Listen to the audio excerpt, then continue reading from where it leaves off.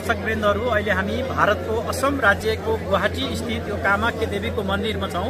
भर्खरै हामीले दर्शन गरेर आएका छौँ र यो मन्दिर खास गरी प्रजनन शक्ति र तान्त्रिक शक्तिको देवी कामाख्या देवीको यो प्रख्यात मन्दिर हो।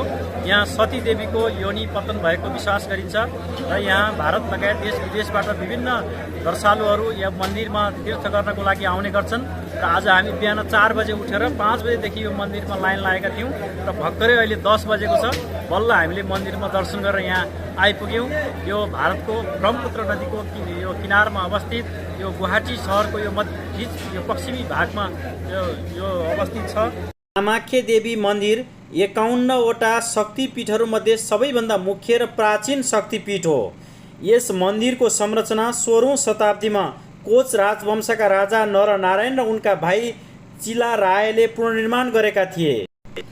कामाख्या देवीलाई तन्त्र विद्याकी सर्वोच्च देवी पनि मान्य गरिन्छ। दर्शकवृन्द, अहिले हामी भारतको मेघालय राज्यको यो रिभोई डिस्ट्रिक्टमा छौँ र रिभोई डिस्ट्रिक्टमा रहेको यो उमियम लेकको दृश्य हो। यो एउटा मेघालय राज्यको एउटा पर्यटकीय केन्द्र पनि हो। यहाँ चारैतिर हरियाली छ, बिचमा शान्त किसिमको चाहिँ ताल रहेको छ। प्राकृतिक रूपले अत्यन्त मनोरम र सुन्दर यो तालमा यहाँ पर्यटकहरूको एकदम निकै फ्लो रहेको छ।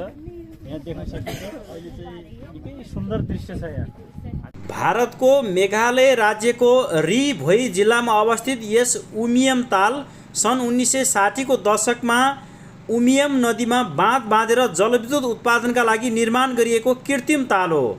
यो ताल चारैतिर सल्लाको घना जङ्गल र इस्ट खासी हिलको हरियालीले घेरिएको छ। यहाँ kayaking, water skiing, speed boating, pedal boating जस्ता सुविधाहरू पनि रहेको छ। यस तालको नजिकै नेहरू पार्क पनि रहेको छ।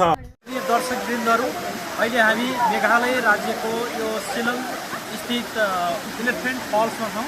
यसलाई 3 स्टेप फल्स पनि भनिन्छ। यो तेस्रो फल्स हो 3 स्टेप फल्स। उसले